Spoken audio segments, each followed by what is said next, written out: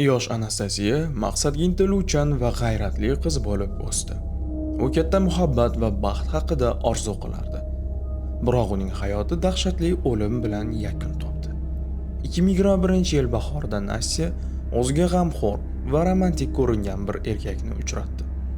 Ammo chiroyli so'zlar ortida hasad, nazorat va ruhiy bog'liqlik yashiringan edi. Anastasiya Rakova 2005-yilda Novosibirskning chekkasida oddiy oilada tug'ilgan.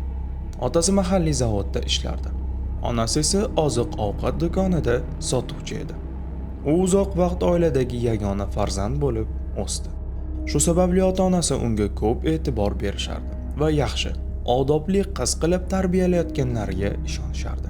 Ammo bu unchalik to'g'ri emasdi. Do'stlar va tanishlarning so'zlariga ko'ra, Anastasiya tengdoshlari orasida butunlay o'zgarib ketardi. Tinch, muloyim qizdan faol, o'ziga ishonchli shaxsga aylanardi. Nastya juda maqsadli, hatto biroz dadil qiz edi. 13 yoshga to'lmasdan ham o'z xarakterini ko'rsata boshlagan. U o'jar, qat'iyatli edi. Har doim o'z so'zini o'tkazardi, ammo qo'pol yoki yoqimsiz emasdi. Aksincha, yaqinlarga mehribon, samimiy edi, deb eslaydi Rakovaning tanishi. O'smirlik davriga kelganida Rakovalarning oilasida yana bir bola tug'ildi. Shu sababli ota-onasi endi ko'proq e'tiborni kichik o'g'liga berishardi. Ehtimol, bu Anastasiya uchun og'ir bo'lgan, chunki ilgari butun mehr faqat unga tegishli edi. Bundan tashqari, o'smirlik gormonal o'zgarishlari ham ta'sir qilgan bo'lishi mumkin. Nastya o'ziga yigit izlay boshladi, lekin u tengdosh o'smirlarni emas, balki kattaroq erkaklarni xohlardi. U sinfdoshlariga umuman e'tibor bermas, ularni bola deb bilardi. U o'zini katta deb his qilgan, faqat kattalar bilan muloqot qilishni istagan, deb eslaydi uning dugonasi Valeriya. Shunday qilib, u o'zidan kichik bo'lmagan odamlar bilan munosabat o'rnatmoqchi edi. Ammo tabiiyki, katta yoshli erkaklar 15 yoshli qiz bilan uchrashishni xohlamasdi. Shu bois Anastasiya uzoq vaqt yolg'iz yurdi. Ammo 2021-yil bahor oqshomlaridan birida u bilan bir yigit tanishdi. U o'zini Roman deb tanishtirdi va Nastyaning telefon raqamini so'radi. Qiz xursand bo'lib raqamni berdi. Avvaliga u o'z yoshini yashirib, bir necha yilni qo'shib aytgan. Lekin keyinchalik rostini aytganda ham 27 yoshli Roman bunga ahamiyat bermay, u bilan muloqotni davom ettirdi. Lekin bu erkakning ham o'z siri bor edi. Agar Anastasiya uni o'sha paytda bilganida edi, u albatta undan qochgan bo'lardi. Aslida Romanning asl ismi Xushnud Hamroyev bo'lib, u Tojikistonda tug'ilgan edi. Uning oilasi ko'p yillar oldin Rossiyaga ko'chib kelgan. Shuning uchun u aksentsiz ruscha so'zlar va vatani haqida gapirishni yoqtirmasdi. Xushnudni onasi tarbiyalagan, chunki otasi oilani erta tark etgan. Onasi 2 joyda ishlagan. Bolalar esa deyarli o'z holiga tashlab qo'yilgan. Xushnud 13 yoshidan maktabni tashlab, onasiga yordam berish uchun ish qidirgan. U sabzavot bazasida yuk tashuvchi bo'lib ishlay boshlagan. Ammo o'g'rilik tufayli tez orada ishdan haydalgan. Keyin yana boshqa joyda ishlagan, ammo u yerdan ham ko'p o'tmay haydalib ketgan. Ona o'g'lining bu beparvoligidan charchagan edi. U ishlash o'rniga do'stlari bilan yurib, ayollar bilan tanishishni afzal bilardi. Oxiri onasi uni uydan haydab chiqardi.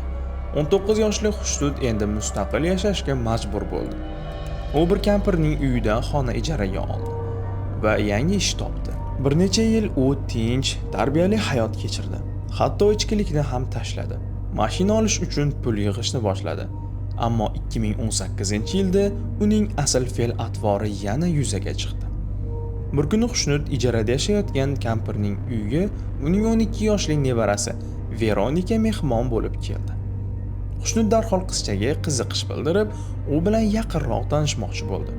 Albatta, Veronika rad javobini berdi va bu haqida buvisiga aytdi. Kampir janjal chiqmasligi uchun politsiyaga murojaat qilmasdan faqat Xushnudni uydan chiqarib yubordi.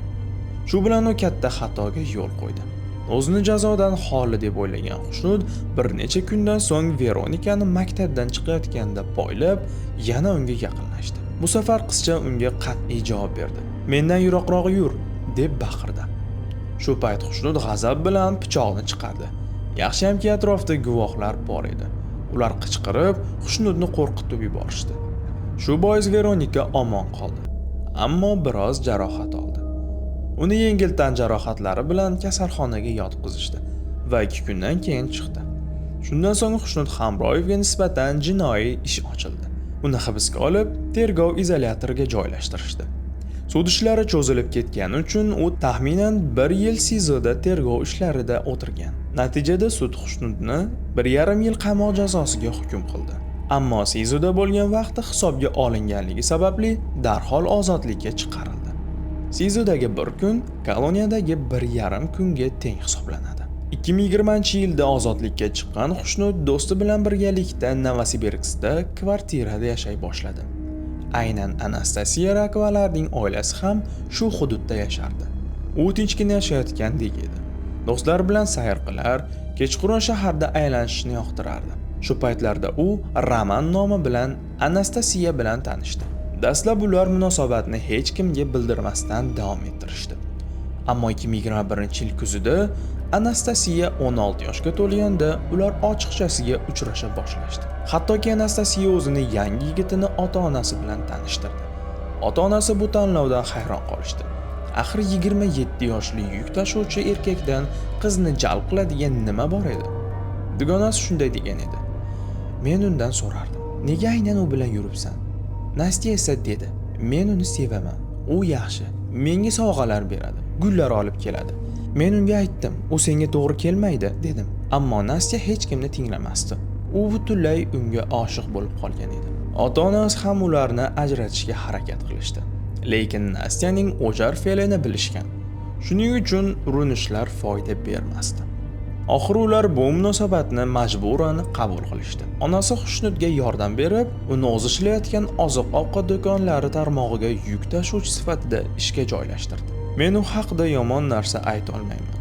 Tinch, sokin, biroz dangasa, lekin ishni yaxshi qilardi. Hattoki unga ko'tarilish berish haqida o'ylagandik.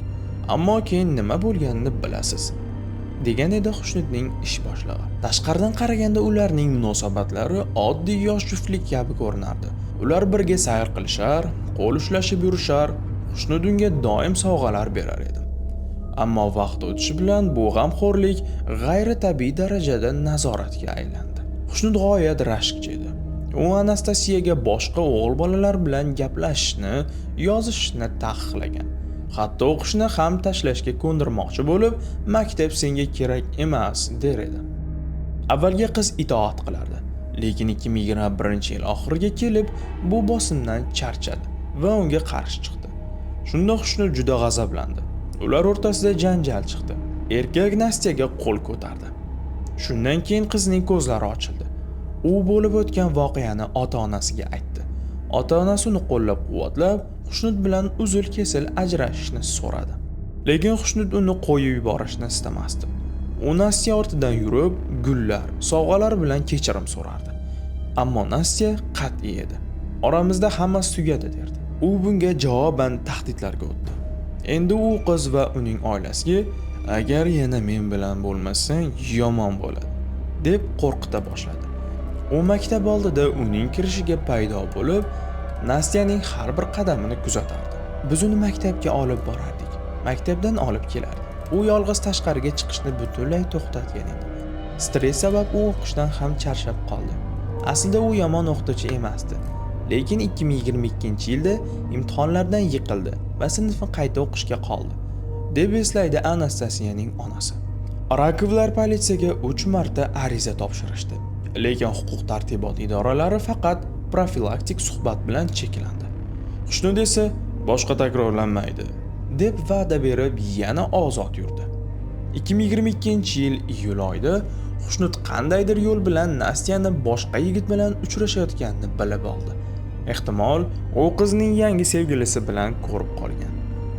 Ammo mag'lubiyatni tan olish o'rniga Xusnud uni jazolashga qaror qildi. 26-yil oqshomida u yoniga pichoq olib, Nastyaning yashayotgan uyiga kirish qismi yaqindagi butalar orasida yashirinib oldi va kutishni boshladi. Soat kechki 9lar atrofida qiz uyidan chiqdi. Atrofga qarab, hech kimni ko'rmagach, tez yurib do'kon tomon yo'l oldi. Do'kon uyidan bir necha daqiqa narida joylashgan edi. Yo'lning o'rtalarida u orqasidan kimdir kelayotganini sezdi. Qayrilib qarasa, Xushnud. Uning qo'lida pichoq. Ko'zlarida esa aqldan ozgan Rashning g'azabi bor edi. Nastya yugurib qochdi, ammo erkak undan tezroq edi. U qizni yo'l o'rtasida quvib yetib, 8-10 marta pichoq bilan urdi. Bo'yniga ham zarba berdi. Eng dahshatlisi, bu voqea ikki haydovchining ko'z o'ngida sodir bo'lgan. Ular Anastasiyaga yordam bera olishlari mumkin edi. Ammo qurollangan, telba holatdagi erkakni ko'rib, yaqinlashishga jur'at etishmadi. Shu sabab hech kim jinoyatchini to'xtata olmadi. Xushnud pichoqni qonli qo'lda ushlab, yaqin atrofdagi park tomonga qochib ketdi. Hammasi juda tez bo'ldi. Men mashinadan tushdim, ammo uning holatini ko'rib, uni jinni deb o'yladim. Qo'lida pichoq bor edi. Nima qila olardim? Qotil bilan kurashamanmi? degan edi keyinchalik guvohlardan biri. Shifokorlar Anastasiyaning hayotini saqlab qolish uchun kurashdi. Politsiya esa qotilni issiq izidan izlay boshladi. Shu paytda Xushnud o'zining eski tanishlaridan birining uyiga bordi va undan yordam so'radi. "Meni chegaradan o'tkazib yubor", dedi. Ammo tanishi uning jinoyatini eshitgach, Xushnudni xonaga qamab qo'ydi va darhol politsiyaga qo'ng'iroq qildi. Ertalab 27-iyul kuni Xushnud Hamroyev hibsga olindi. Afsuski o'sha paytda kelib, Anastasiya Rakovaning shifoxonada vafot etganini xabari keldi. Tergovchilar uchun dalillar ko'p edi. Jinoyat avtomobil videoregistratoriga yozilgan edi. Guvohlar bor. Xushnudning kiyimida Anastasiyaning qoni topilgan edi. Sud jarayonida Xushnud aybini yashirmadi va shunday dedi: "U boshqa bilan yurgan. Bizda bunday bo'lmaydi", degan u Novosibirskdagi tuman sudida. 2023-yil bahorida sud jarayoni yakunlandi. Natijada Xushnud Hamroyev 15 yil 6 oy muddatga qat'iy tartibli koloniyaga hukm qilindi. Shuningdek, u Anastasiyaning oilasiga 2,5 million rubl miqdorida ma'naviy zarar uchun taom puli to'lashga majbur qilindi. Rakovlar oilasining ilgari 3 marta yozgan arizalarga befarq bo'lgan politsiya xodimlari esa intizomiy jazoga tortildi va ularga rasman hayfsan berildi. Anastasiya Rakova esda qolarli, kulib turadigan, orzulari katta bo'lgan qiz sifatida yodda qolgan. Uning fojiali hikoyasi bu jamiyatga ogohlantirish, har qanday tahdid yoki zo'ravonlik belgilariga befarq bo'lmaslik kerak. Chunki ba'zan birgina beparvorlik inson hayotiga tushgan so'nggi nuqta bo'lishi mumkin. Anastasiyaning xotirasi uni sevganlar, do'stlar va bu voqeani eslab turgan barcha insonlarning yuragida yashaydi. Shu bilan hikoyamiz yakunlandi. E'tiboringiz uchun rahmat. Siz Qora Papka kanalini tomosha qildingiz. Kanalda yangi bo'lsangiz, qo'ng'iroq va obuna tugmasini bosib qo'yishni unutmang. Keyingi videolarda ko'rishguncha xayr deb qolamiz.